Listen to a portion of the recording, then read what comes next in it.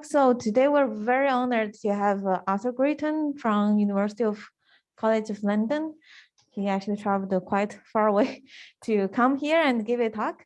And he's apparently super well known for his work on kernel method.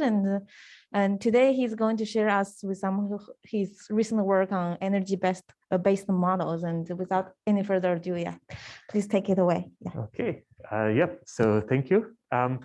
So yeah, the talk is going to be on a topic called generalized energy-based models. Just to set the scene, the task of this talk, or the purpose of this talk, is training generative models. So many of the previous speakers talked about generative adversarial networks as one mechanism for doing that. This talk is going to be following that theme, but not using an optimization viewpoint, but where we're going to be talking more about the kinds of problems we're trying to solve when we're training such networks, okay? And how to basically improve these models. All right, so just to set the notation, our real samples are always going to be P. They're going to be in blue. Our generated samples are going to be Q. They're going to be red. And generally, when we're training a generative model, we have a loss function, which tells us how far the real and the fake samples are apart from each other. So again, to give notation, and this is a graphical notation I'll use throughout the talk, our generator is going to make fake images. Here are badly drawn dogs. The critic is going to compare these badly drawn dogs to reference dogs, is going to feed back to the generator, okay? So this is a classic GAN. Also in the classic GAN literature, once this model is trained, you take your critic, you throw it in the trash, and you just use the generator on its own. So I'm going to argue that this is a bad idea, in that if my model isn't perfect, this critic still knows something about the mismatch between the model and the data, and we should be able to improve our generative model by incorporating that information rather than throwing it away. All right. So this gives then rise to the outline of the talk. First, I'll talk about divergences. There are two categories of divergence that matter. One are the integral probability metrics, among which the Wasserstein and MMD distances. The other are the phi divergences, or F divergences, among which KALE, Jensen-Shannon, chi-squared, and so on. What I'm going to argue in the first part of the talk is that the divergences being used to train a GAN are always closer to the first category, even if they're initially explained in terms of the second category. So what people say when they say they're using phi divergences to train a GAN is in fact something much closer to an ITM. Okay, so maybe controversial, so you can make angry Zoom comments. Then I'm going to use these divergences rather than throwing them away after training the model. I'm going to show how to incorporate these divergences to train what's called a generalized energy-based model. Now, an energy-based model is usually defined where the model and the data have the same support. A generalized energy-based model is an energy-based model in the circumstance where the model has a low dimensional support. I'm trying to generate, let's say, images in pixel space. It's a much lower dimensional submanifold. And in this case, it's very likely that our model and our data won't have support that overlaps perfectly. Like maybe they'll cross only on sets of measure 0. So in that case, can I still define an energy function? Does it even make sense to define an energy function for such models? And how do I train it, right? Interestingly, you know, these two categories or these two the topic areas are going to be overlapping, as we're going to see in the talk. So, you know, just to recap from the previous slide, a generalized energy-based model is like a GAN, but it's going to use the critic function as part of the sample generation mechanism. And all else being equal, we're going to see that it's always better than using the generator on its own, because as long as the critic has some information, it's going to be useful. All right. Okay, so let's think about divergence measures for a moment. So broadly speaking, there are two ways in which one can think about a discrepancy between distributions, right? One is as a difference in measures, and one is as a ratio. Okay, so if the difference is 0, P and Q are the same. If the ratio, however we've chosen to define it, is 1, then P and Q are the same. All right. Now, within this category of divergences, we have the integral probability metrics, where we're basically looking for a function from some well-behaved class of functions that maximizes the difference in expectation. Okay, so this is our way of witnessing P minus Q, so to speak. Whereas in the phi divergence category, the way that we witness the ratio of P to Q is that we ensure that P and Q have densities, and then we take the expectation of a function of that ratio. Now, this function should return 0 when the ratio is 1, because when the ratio is 1, P and Q are the same. And we're also going to see that it's going to be helpful to us that this is a convex function for reasons we'll see shortly. All right. So let's spend a little time on this side to explain what these are doing. So these are the integral probability metrics. What these do, as I mentioned, is that they look for a well-behaved function which maximizes the difference in expectations under P and Q. So if I'm talking about the Wasserstein distances, then these are the functions whose Lipschitz norm is going to be bounded by 1. And what we can see here is that as the samples from Q approach the samples from P, the Wasserstein distance is going to be decreasing in a well-behaved way. So I'm going to denote that as a sort of a helpful critic, a constructive critic, because as my red is approaching my blue, so as my fake samples approach my real, even if the support doesn't overlap, my Wasserstein is dropping down. And that was one of the big motivators for the Wasserstein GANs, for instance, which use Wasserstein distance as a critic. MMD also has this property of being a helpful critic. So the MMD also decreases in a nice way as the red samples approach blue. So the MMD, as its critic class, is using functions in a reproducing kernel Hilbert space, which are smooth functions, again, with a norm upper bounded by 1. And so this is, again, a well-behaved critic class. Okay. So what's important about these critic classes, about the IPMs more generally, is that they behave well even when the support of red and blue don't overlap. Okay. Now let's spend some time on this side, the phi divergences. So among which Hellinger, chi-squared, and so on, which depend on the ratio of P to Q. Okay. So remember, the P divergence is the expectation of a ratio function of a ratio P to Q. When P on Q is 1, that should be 0, and phi is going to be a convex function for reasons that will be useful shortly. Okay. Famous example, phi of u is u log u. So that's the KALE divergence that we all know and love. All right. Now here's a problem, right? If the support of P and Q don't overlap, then these are very unhelpful critic functions, right? So in this instance, for example, the KALE divergence is just infinite. And the Jensen-Shannon distance is log 2, but it's log 2 like regardless of where I move my red around. Now, if I'm training a generative model, particularly in high dimensions, like in image space, it will almost always be the case that the support of my model and my data don't overlap. And so as Adolfsky and Botou point out, an IPM, an integral probability metric, is effectively never a good idea in this circumstance. And yet, thousands of GAN papers are using purportedly IPMs to train. So what's going on? Okay.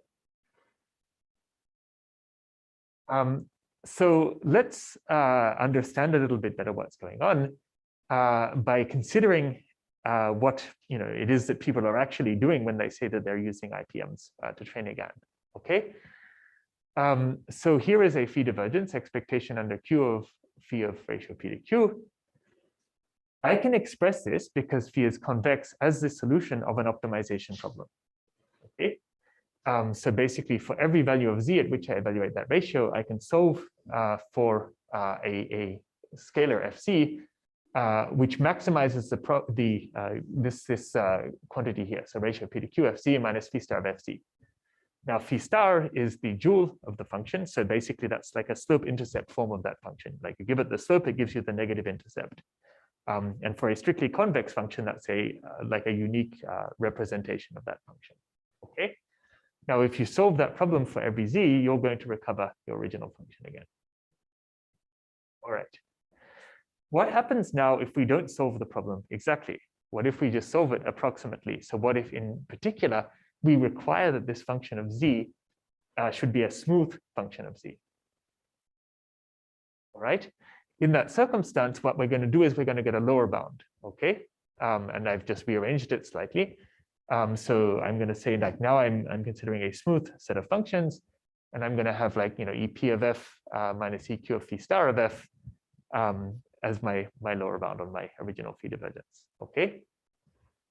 When is this bound tight?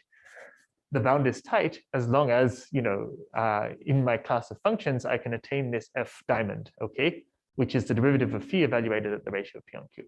Okay. If that's the case, then, I'm able to just plug that in and recover the original. Okay. Right. So now let's look at the case of KL, because that's one of the best known phi divergences. So here is my KL divergence, log ratio of P on Q integrated over PdZ. Here is the lower bound where we've plugged in the form of the dual. Okay. I've used a particular form of my functions, which is minus f plus 1 rather than f. That's going to be useful for later in the talk, but it's just a minor notational change. So this is now my lower bound on my original KL using some smooth class of functions, a class of function that's varying smoothly with z. Okay. When is the bound tight? Well, it's tight when my class of functions here contains F diamond, which is the negative log ratio P on Q. So that's the form that it, the form that it takes when I'm using KL. Okay, so for example, let's say that my P and Q are Gaussians with different means and variance. In this case, if the straight lines are in my class of H, calligraphic H, then indeed I'll be able to attain this supremum. Okay. And so now what happens if we want to estimate this from samples? Well, I just would replace my population means with sample means. So then I'd get an approximation to this quantity based on some number of samples, which hopefully is going to become more accurate as I see more samples. Okay. So this is our KL approximate lower bound estimator, or the KL divergence, which is not the same as the KL divergence. Now, how does this KL divergence, so how does this lower bound behave in practice? Okay, so here is my optimization over some smooth class of functions of this EPF minus EQE to the minus F plus 1. For these slides here, I'm going to be using a reproducing kernel Hilbert space as my class of functions, and I'm going to put a roughness penalty on it, so very similar to the MMD. So because it's a smoothness penalty, we'll call it the KL smoothie. Here is my KL in the case where I've got the same example as earlier, where I've got my two sets of points. And what you can see is that this is acting a lot more like an IPM, right? So these two sets of points have no overlapping support, and yet this is not infinity. It's something that's behaving much more sensibly. And in particular, as my red approaches my blue, we're just seeing here empirically that indeed the KL is going down. So unlike the original KL divergence, which would be infinity here and here, here we're getting some view that the red points are approaching our blue. So this is something I'll make a bit more formal later, but you can sort of see how it is that this smooth lower bound is a much more informative critic function, so a helpful critic function, when witnessing the difference in the distributions for red and for blue. Yep. Are there practices in this case or like a KALE approach in training gaps, let's say? Yeah, so these variational lower bounds, these are what are used in GANs. So, when people say they're using Jensen-Shannon, they're using a smooth lower bound on the Jensen-Shannon. When you're saying you're using KL, you're actually using the smooth lower bound on KL. So there was a wonderful review paper, in fact, by Novotsin, or a very good paper by Novotsin, Cheke, and Tomioka, who basically set out for all of your favorite phi divergences what these smooth lower bounds look like, and then just did GANs for all of them. But the original phi divergence is only defined when the ratio is defined, which it never is in any of the problems that people care about. So this is always, some variant of this is always what's done. Yeah. Yeah.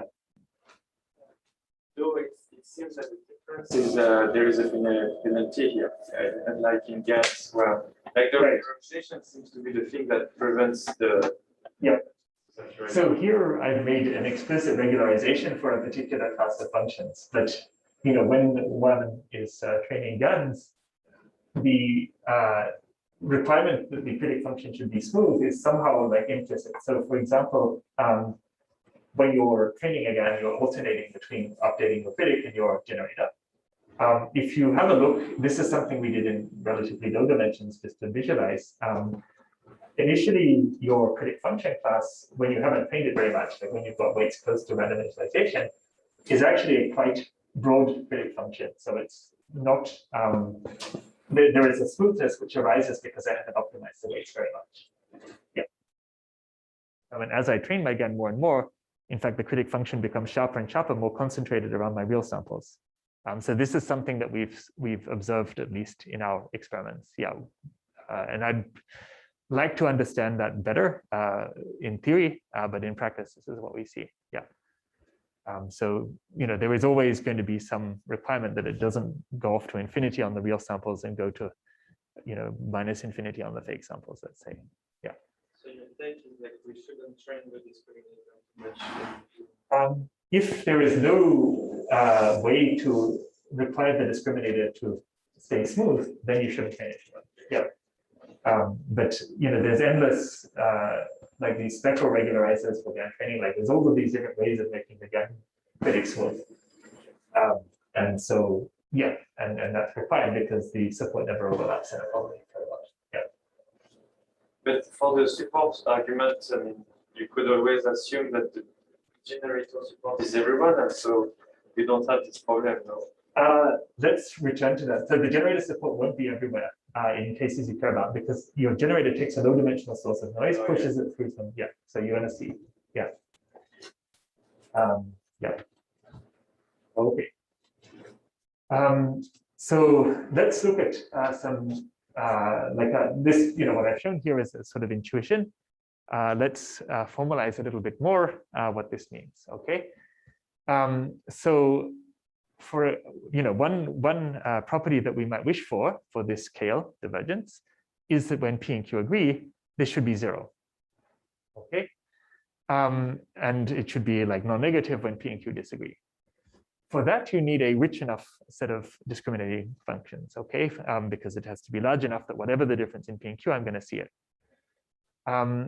This will be the case when our set of critic functions is dense in the space of continuous functions, which is true, for example, if I'm using a universal reproducing kernel Hilbert space. One can also show that this is the case for a neural net class in a limit as it becomes infinitely wide. With just a single layer. So basically, I look at the spans of ReLU style functions across all affine transformations of my data.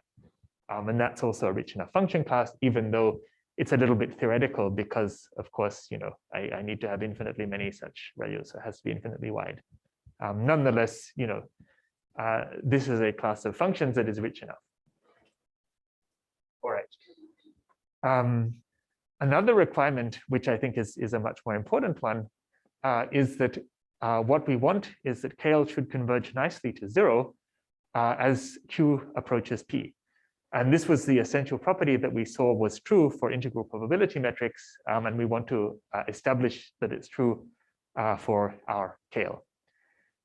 What we can show in the event that our H is Lipschitz with constant L is that the KALE inherits the property of the Wasserstein that it goes to 0 when Q converges weakly to P. Now, I don't want this to be mysterious, so I'm going to explain why that's the case, okay? So here is just a sort of high-level sketch of the proof idea. Here is our KALE, so minus FDP minus e to the minus FDQ plus 1. I'm going to just add and subtract the expectation of F. So expectation of FDQ, and then minus expectation of F dq. So this guy here, and that guy there, okay? Then I'm going to notice that actually this thing here is always greater than or equal to 0. And that's the proof, right? So then I'm subtracting something that's positive, so I can upper bound this by my, expectation of FDQ minus expectation of FDP. And then, because we know that our H is Lipschitz with constant L, I can upper bound that in turn by L times the Wasserstein 1 distance. And I know that when Q weakly converges to P, that goes to 0. And therefore, this gets sandwiched down to 0 because it's always non-negative.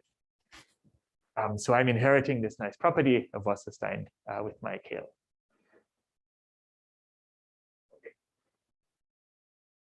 So that's the quick overview of probability metrics. Are there any questions before I go on?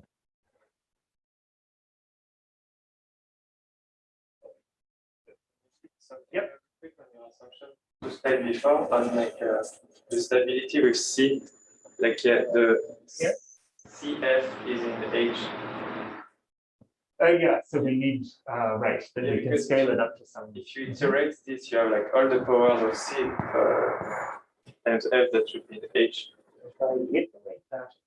I don't quite understand the question. So I mean, maybe it's okay, but like it feels like basically C has to be smaller than 1 or something, no? Because C max has to be smaller than 1. Right. I see what you're saying. Yeah, no, I would have to look if that requirement is in the paper. Yeah, I would have to check that bit, but it does make sense. No, I see exactly what you're saying. Yeah. So I expect so, but I have to look at the paper. Yeah. Could you explain? So why is it not negative? The K? Right. So it's not negative because if F is in the function class, then minus F is in the function class in this sense. So I have when I'm let's see, when I'm choosing my functions, I have a linear class of functions here. So I should be able to, the supremum should always be non-negative. Right? Let me think about that.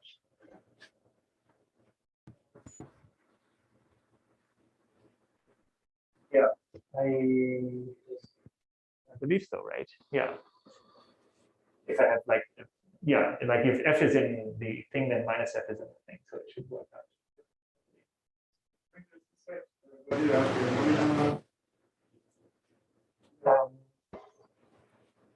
Right, but if I, yeah.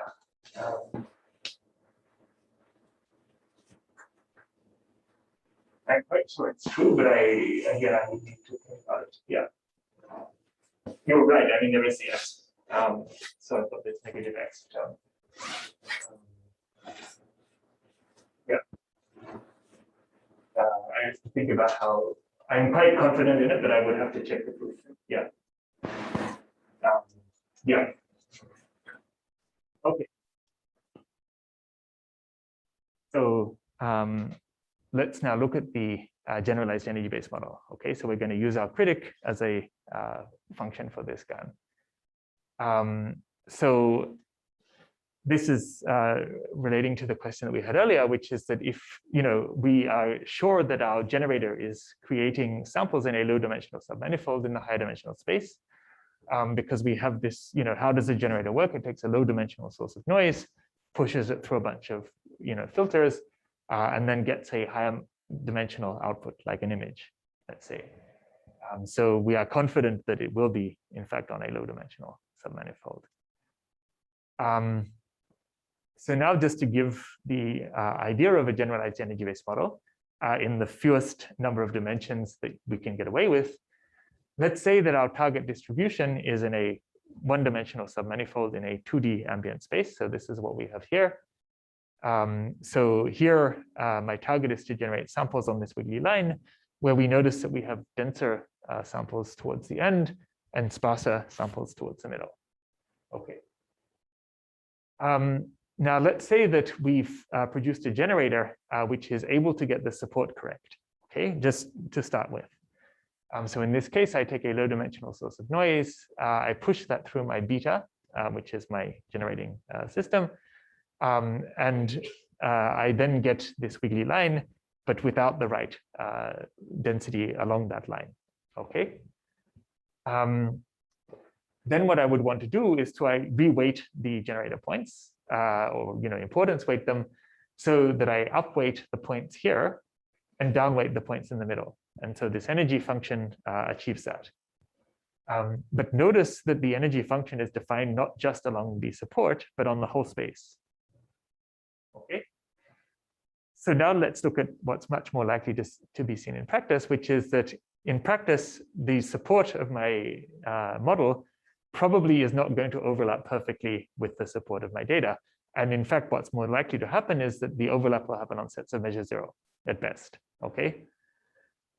In that case, I can still define and learn an energy function that will increase the weight of the points towards the end and decrease them towards the middle, which will make my red samples match my blue samples better, okay?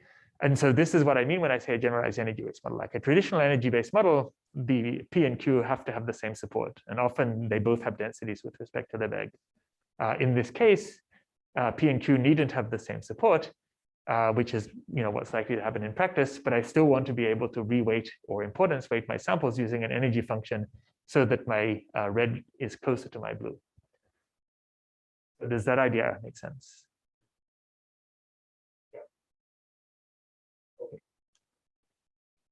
So now I've defined the intuition. How do we achieve that in practice? And in particular, what does this energy function have to do with this critic function that we've spent all of that time defining?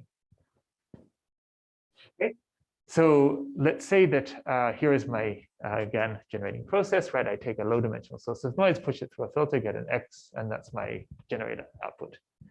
Okay. Then I want to take those samples and importance weight them by an energy function. So I've got my e to the minus energy or x minus energy with a normalizer. And then this gives a reweighted set of samples along the support of my generator. And that's this also needs to be learned. So now I'm learning two things. I'm learning my generator parameters, and I'm learning my energy function, which reweights those samples. Okay.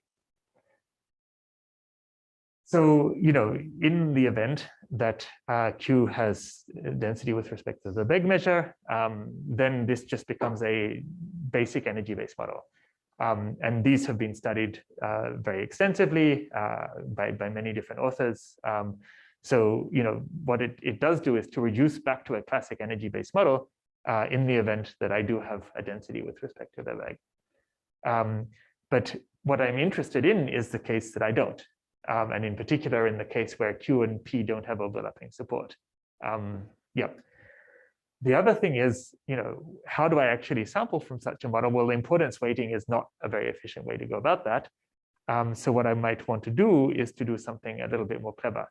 And we're going to see that we can actually do, we can sample from this model by changing the distribution over the latent z that we sample from. So this distribution here is going to change rather than trying to do importance weighting on my X space. So that's an important trick to make this thing work.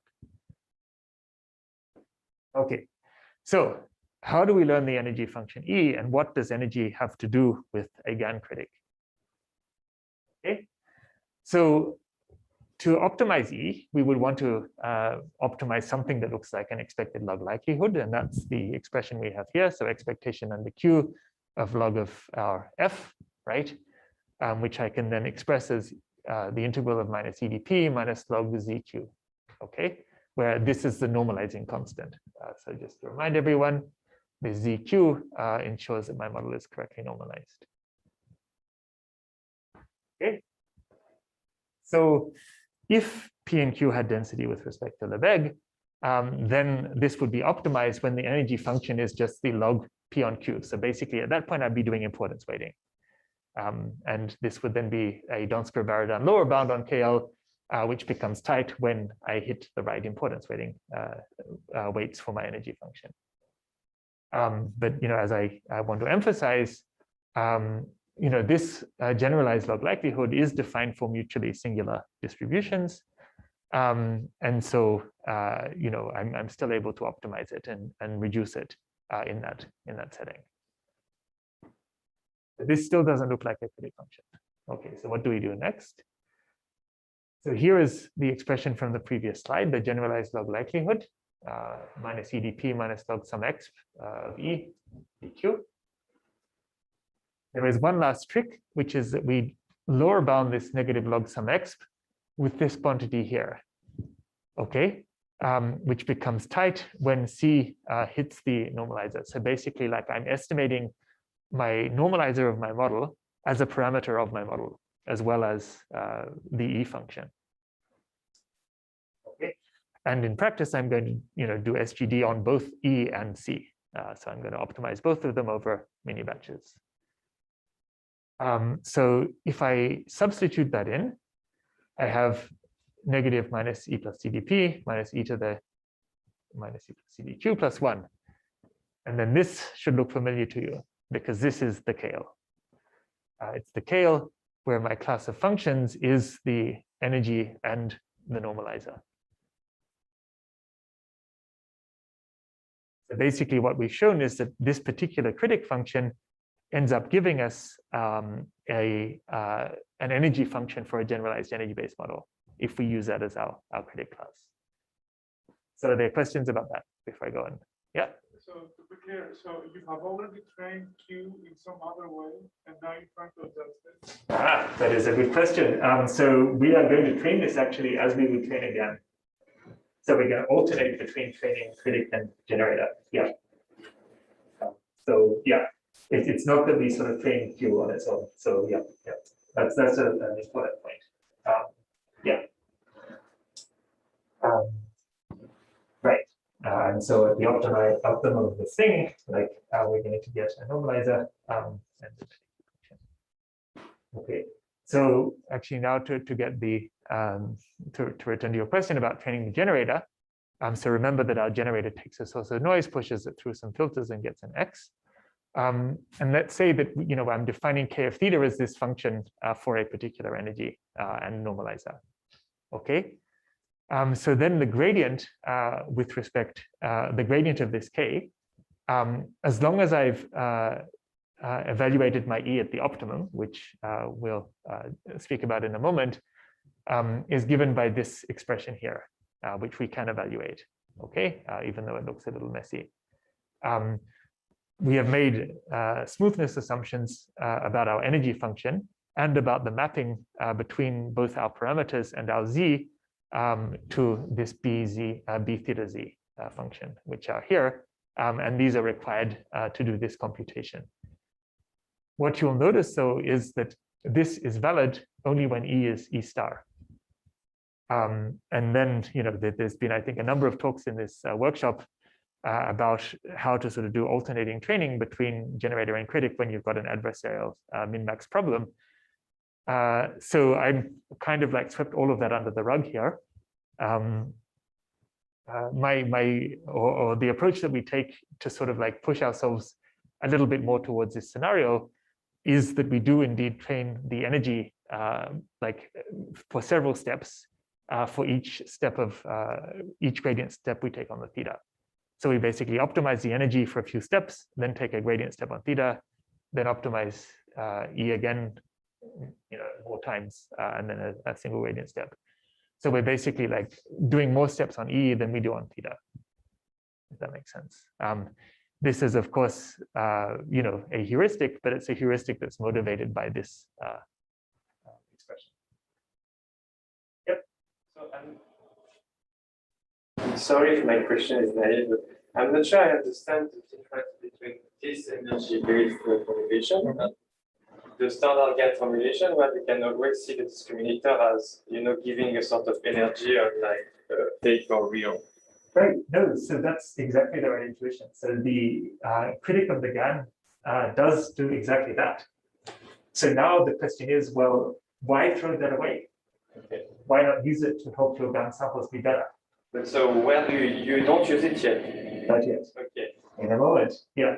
And so because you have regularized your E, now you are allowing yourself to optimize it more. Right. Because we were arguing before that we shouldn't look for E star or like the discriminator because it saturates the divergence. But not in this case because of the. I mean, keep in mind, all of these are population expectations, right? And so when I talk about E star, it's sort of in an infinite sample limit. And so, if I've got finite samples, then at that point I need to I can't over optimize my E, so to speak. Yeah. And it won't give a divergence that no grades. Right. I mean, that's of course the risk when you do over optimize your E in the early stages. You're going to get no gradient signal for your generator anymore. So you're absolutely right. Yeah. Okay, so now the question of how do I use the energy function to improve my samples? Okay, so a naive way would be really to just treat the energy function as an importance weight and start throwing away samples that have low importance weight and keeping samples that have high. But that's very inefficient. So that's definitely not what we want to do.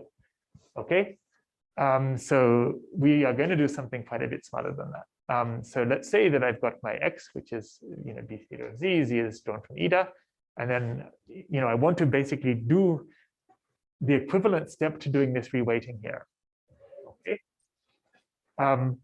The way to understand what that equivalent step looks like is to take the expectation of a function under my model. Okay. So here I'm saying I want to take the expectation of some function g of x under my model density, which is to say g of b on z weighted by fbe of bz eta z dz. Now looking at this form, you can sort of say, well, what would I need to do to change my z distribution to have the same effect when I'm taking my expectation? And the answer is, well, if I could make my z distribution eta weighted by fbe bz, then that would have the same effect as doing this weighting here when I'm taking an expectation of a function. So what we do is that we don't sample anymore from eta on its own, we sample from this new distribution. And we do that using like your favorite, I mean, we have gradients here, so we could use like Hamiltonian Monte Carlo or whatever your favorite Longitudinal diffusion-based algorithm is. So we can do this very efficiently. And in particular, we're in a low-dimensional space. So this sampler is going to mix pretty fast as long as it's well designed. So basically what we're doing is that we're sampling from parts of the Z space which are more likely to generate good samples, and we're sampling from less of the Z space which generates terrible samples. And good and terrible is informed by this energy function. So are there questions about that? Okay, good. So now I think it's always essential to give experiments if you're talking about GANs. First of all, here are some trajectories that we're getting when we're running this generalized energy-based model for, I guess, various starting points. Okay. What we're doing is to run it at a low temperature, so it climbs up and hits a mode. And what you're seeing here in these slides is that you're getting something that sort of converges to a nice image as my sampler runs in the Z space. Okay. So what happens in high temperatures? That's I'll show you here. This is actually still at a lower temperature, so it's still biased towards modes. But in here we've decreased the friction, so it's sort of dancing from mode to mode. And what you can see here is that it's basically like hitting, one thing, and then it's moving to another mode, and then it's moving to another mode.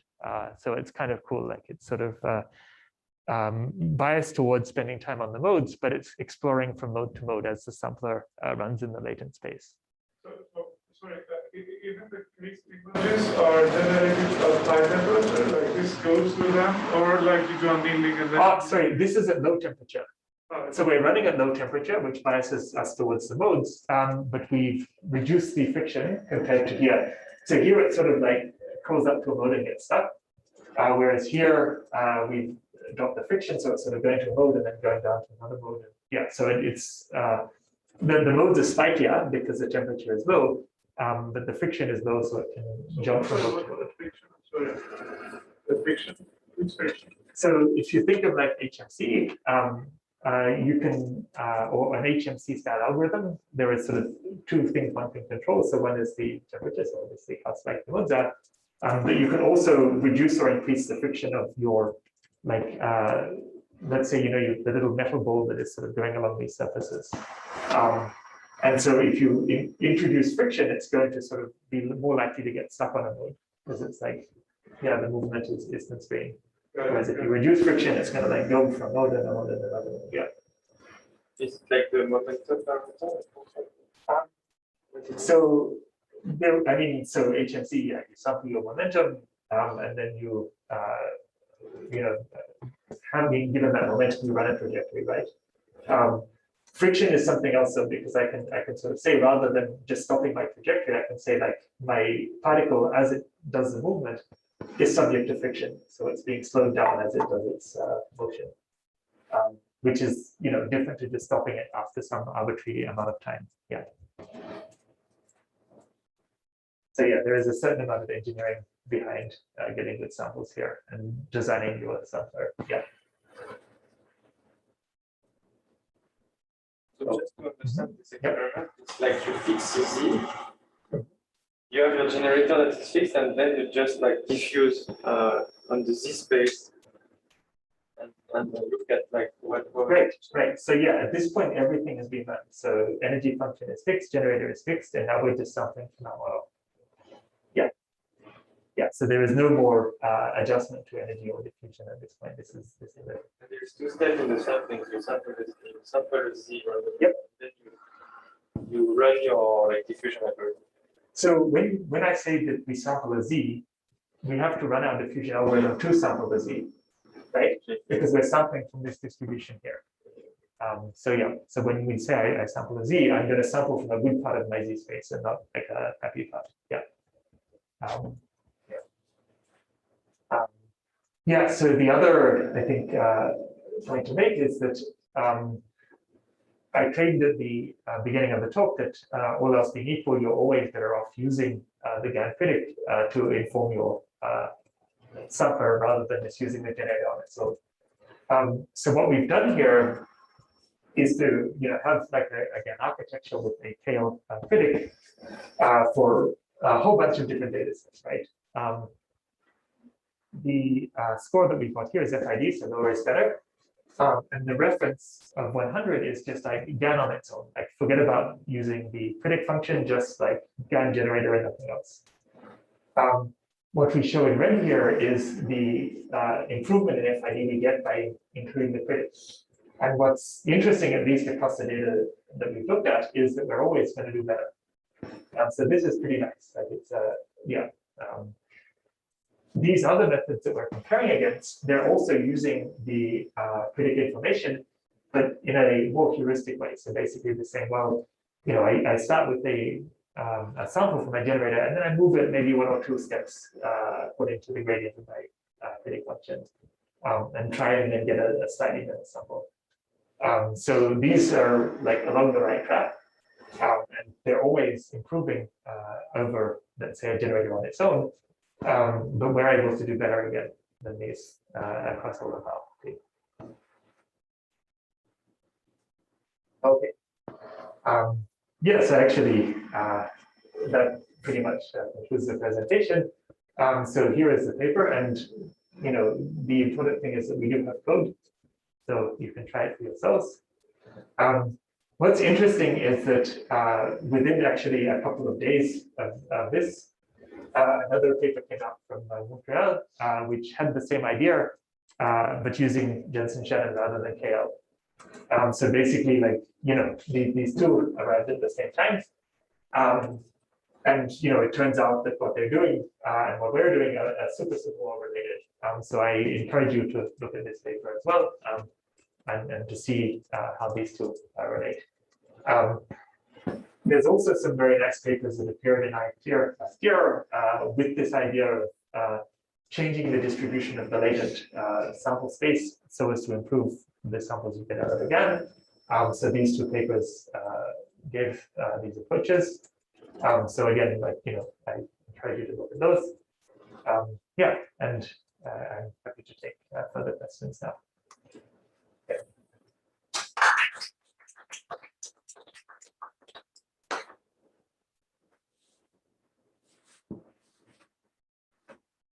Could you describe a little bit the sort of like the computational aspects of the training and the sampling a little bit? Like, so when you say computational aspects, like what do you have? Like in comparison, say, to a Wasserstein gas, like so I guess. Yeah. Like, yeah. I mean, I would say it's very similar in the sense that like having more steps for your critic than your generator seems to be a sensible thing. I haven't, it might have been helpful actually to have that side of the talk, but I can sort of describe to you. One of the things that we noticed, and one of the most important things I think for GANs to be trained, is that in the early stages of the training, you should have a very broad, very smooth energy function. And then in the later stages, you're going to have a targeted one. The other point is that the energy function, it's not a sort of isotropic general smoothness that it has. It's a very data-dependent smoothness. So, for example, as you move along the manifold of the real data, my energy function tends to be more smooth after training than if I move away from that data manifold. So it's not that I'm sort of having a function that's smooth in 10 million dimensions, which is a very implausible thing. It's actually sort of smooth only within, let's say, certain directions of motion and not elsewhere. So yeah, so these are properties that we've noticed are very important, but we would like to be able to say more about. And that's, I think, you know, in understanding GANs and how they behave, I think that's an important direction. I have a question regarding the training procedure. Yep. Because now your generated distribution depends on your generated discriminator. So when you backpropagate, you know, when you get the gradient for the discriminator, yep, you have gradient for its ability to discriminate between real.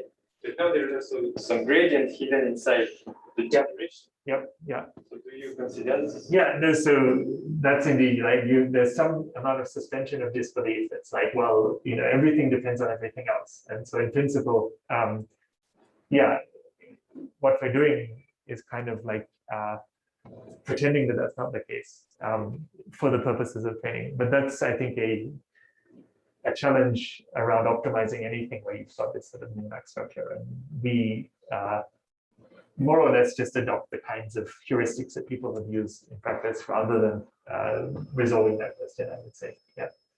But you still use the energy function to generate during the training, because you could. Oh, sorry, no, I misunderstood your question. No, so during the training we don't use the energy function. I misunderstood your question completely. Yeah, yeah. So that's during training we just alternate the two. Once training is reached an equilibrium, then we freeze everything and then we start using. Yeah, you could use it. I think you could. That could actually be interesting. Yeah. What I wonder about though is whether if you did that, the energy function then might, let's say, what might happen is that your generator might then do less well than it should do, or it would be able to do, because it's like my energy function is taking some of the burden of putting samples in the right place. So then my generator doesn't have to adjust its own placement of probability mass on the manifold. It's an interesting question. It might even be a good idea just because then in a sense you're giving the generator only the task of getting the support right, and it doesn't have to get the mass right. So it could actually end up being a smarter idea. Yeah, no, that's an interesting idea. Yeah, it's one challenge might be that you're going to then have to incorporate HMC, something within your optimization, which, you know, may not be a bad thing. But one would have to be careful about things like, you know, what temperature you run it at, how much friction you apply, and you know, so that we get like a good set of candidate images to compare. Yeah.